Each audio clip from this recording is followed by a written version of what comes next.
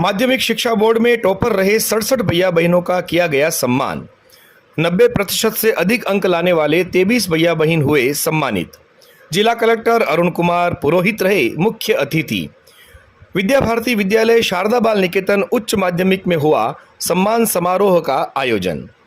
विद्या भारती के मार्गदर्शन में एवं आदर्श शिक्षण संस्थान नागौर द्वारा संचालित स्थानीय विद्या भारती विद्यालय शारदा बाल निकेतन उच्च माध्यमिक में प्रतिभाशाली विद्यार्थियों का सम्मान समारोह आयोजित किया गया। माध्यमिक शिक्षा बोर्ड राजस्थान अजमेर द्वारा घोषित माध्यमिक परीक्षा 2025 का परिणाम उत्कृष्ट रहने पर विद्यालय द्वारा छात्र छात्राओं एवं अभिभावकों को सम्मानित किया गया। कार्यक्रम का शुभारंभ जिला कलेक्टर अरुण कुमार पुरोहित, पूर्व विधायक मोहन राम चौधरी, विद्या भारती जोधपुर प्रांत निरीक्षक गंगा विष्णु विश्नोई, आदर्श शिक्षण संस्थान के अध्यक्ष हरिराम धारणिया, विद्यालय प्रबंध समिति के अध्यक्ष केवल राज बछावत, राजकीय महाविद्यालय नागौर के व्याख्याता प्रेम प्रकाश बेड़ा ने मां शारदा, भारत माता और ओमकार के दिव्य चित्रों के समक्ष दीप प्रज्वलित कर किया। उपस्थित भैया बहनों ने समवेत स्वर में सरस्वती वंदना और देशभक्ति गीत सामूहिक रूप से गाया। विद्यालय प्रबंध समिति के व्यवस्थापक घासीराम कसवा ने मंचस्थ महानुभावों का परिचय करवाया। विद्यालय के प्रधानाचार्य गेनाराम गुरु ने विद्यालय की बोर्ड की कक्षाओं का समग्र परिणाम प्रस्तुत किया। गेनाराम गुरु ने बताया कि विद्यालय की बहन पूजा चौधरी ने माध्यमिक परीक्षा 2025 में 99.50% अंक अर्जित कर पूरे राज्य में तीसरा स्थान प्राप्त किया है।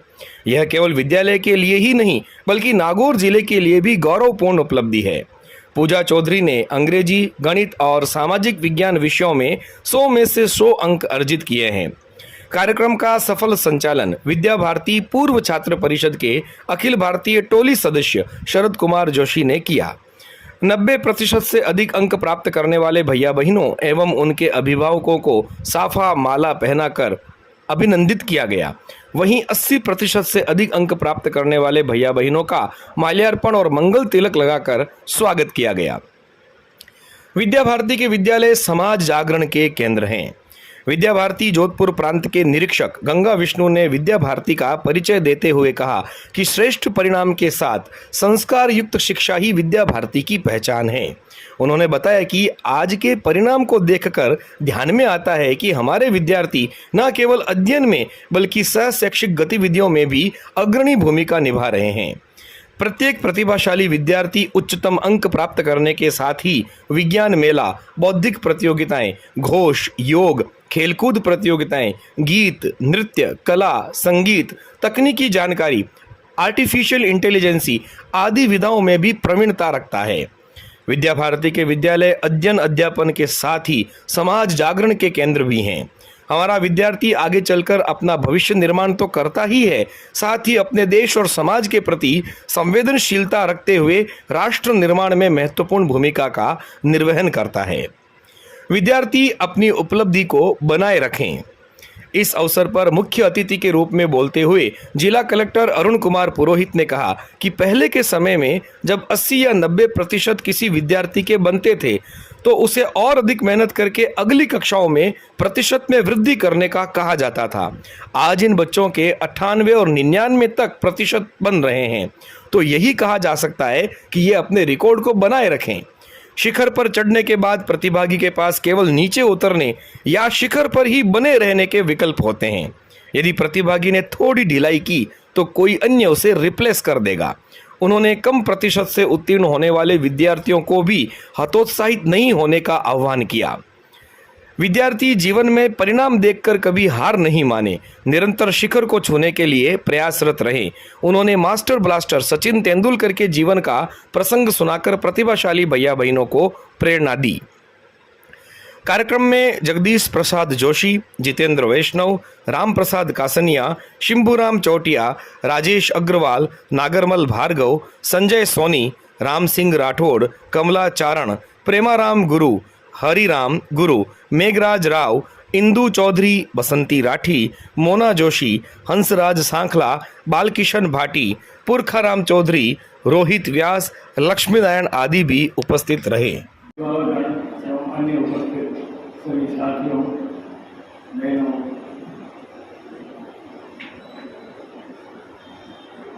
देख के बड़ा और सुन के अच्छा लगा। अभी मेरे को बताया गया कि लगभग 182 के आसपास यहाँ बच्चे थे 10th में, उसमें से 160 से अधिक जो बच्चे हैं उन्होंने फर्स्ट डिवीजन के अंक प्राप्त किए हैं और 23 बच्चे ऐसे हैं जिन्होंने 90% से ज़्यादा अंक प्राप्त किए और जो सर्वाधिक प्रतिशत था वो हमने देखा वो 99 से भी ज़्यादा है। अब जनरली ये कहते हैं कि भाई किसी बच्चे के कुछ मार्क्स आते हैं तो अपन कहते हैं इसको और बढ़ाएं। अब जिनके 99, 98, 97 उनको अब क्या कहो, आप क्या बढ़ाएंगे? नहीं, तो हम लोग पढ़ते थे, आप लोग पढ़ते थे तो 90% शायद आते ही नहीं, प्रॉपर होता था। उसके किसी एक आध के कभी कभार आते हैं, वो भी हमेशा नहीं आते। तो आपके लिए तो मैं ये कहूँगा कि आप इसको बनाए रखो जो आपके पास आया है। क्योंकि शिखर एक ऐसी चीज़ है जहाँ पे पहुँचने के बाद आपके पास एक ही विकल्प रहता है कि आप उस शिखर में मौजूद रहें, हमेशा रहें। अगर आप नहीं रहेंगे तो दूसरा आपको रिप्लेस करने को तैयार है, कोई और रिप्लेस करेगा। क्योंकि किसी भी ग्राफ का ये टर्न होता है, उसका जो टॉप है, जो चयनित है, जो शीर्ष जिसको बोलोगे, उसके बाद नीचे ही उतर सकते हो या फिर वहीं रह सकते हो, दो ही स्कोप है। तो अपने को उस पर रहना है। बहुत बहुत बधाई उन बच्चों को और उन अभिभावकों को जिनके बच्चों ने ये आज स्थान हासिल किया, ये अंक प्राप्त किए। बहुत ही गर्व का विषय है। बच्चों के साथ मिलकर बड़ा अच्छा लगता है।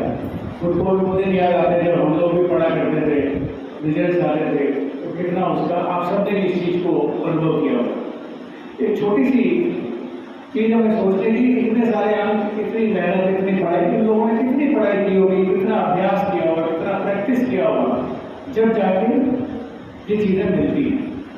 और जिनको नहीं मिली, जिनके अंक कुछ कम रहे, उनके लिए यही अवसर है कि उन्हें अब जो आने वाला साल है, आने वाले 2 साल है, उसमें हमको उस पर आगे बढ़ना है, उसको और करना है, प्रोत्साहित नहीं होना, डरना नहीं।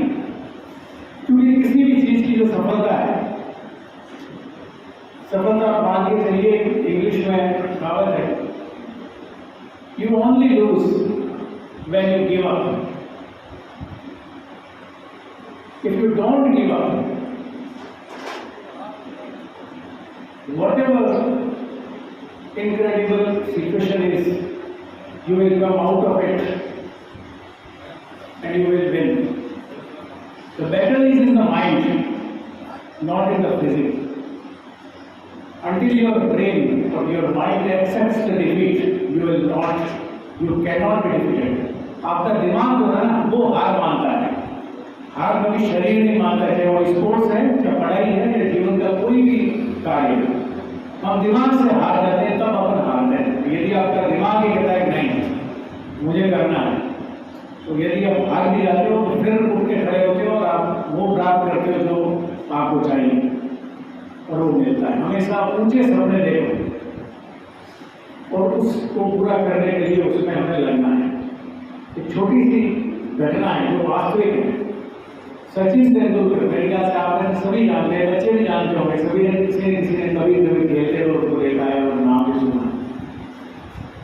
सचिन तेंदुलकर जब क्रिकेट खेलते थे तो एक ऑस्ट्रेलिया में एक वनडे इंटरनेशनल का मैच था जिसमें ब्रैड हॉग ने ये कहा कि ब्रैड हॉग नाम में लेग स्पिन बॉलर था जिसने रिप्लेस किया था शेन वॉर्न को, और उसने अपने पहले ही मैच में तेंदुलकर को बोल्ड कर दिया।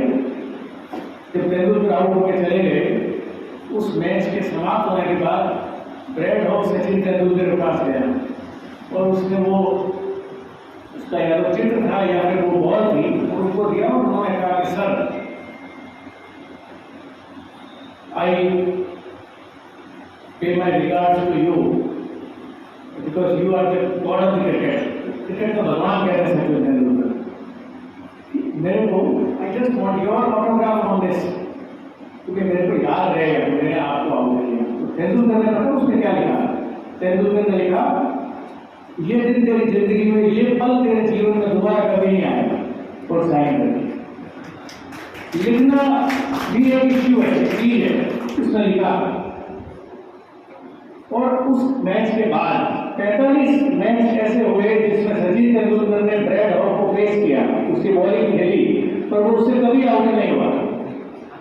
ये उसका कमिटमेंट, उसकी कंसिस्टेंसी, उसका पैशन, उसका पागलपन और उसकी बेइज्जती, ये सब चीजें भी हमको सिखाती है, जीवन में आगे बढ़ने में सहायक होती है।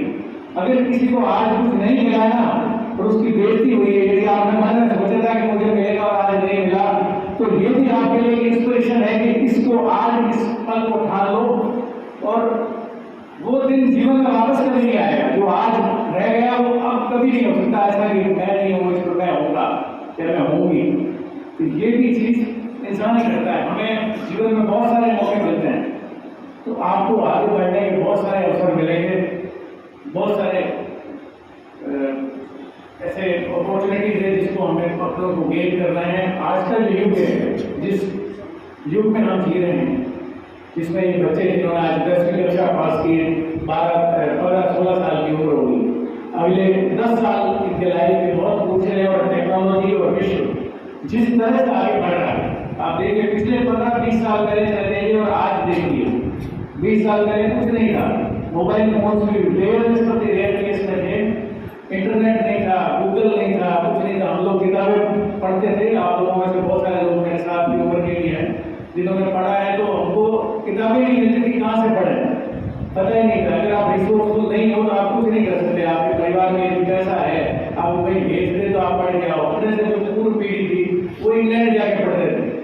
1990 का दशक, भारत में हार्ट पेशेंट, 90 के पहले हार्ट पेशेंट का कोई इलाज नहीं था, वो गोली लेते थे जिसमें कहते थे कि डॉक्टर ने दवाई दी है और हम उस दवाई से हमारा जो दर्द होता था, चेस्ट पेन होता था, उस पेन को कम करने से बैठ जाते थे।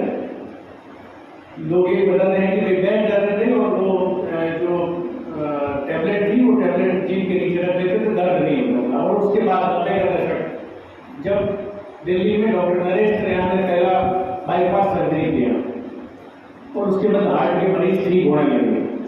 90 से लेकर के और आप आगे जाते जाइए, गूगल, उसके बाद आपके इतने सारे आर्टिफिशियल इंटेलिजेंस के आज बहुत सारे फोरम्स हैं, ग्रोव देख लो, चाहे आप चैट जीपीटी देख लो, मेटा जो भारत का है, चाइना काम में रिलेटेड डीप सीक है, जेमिनी।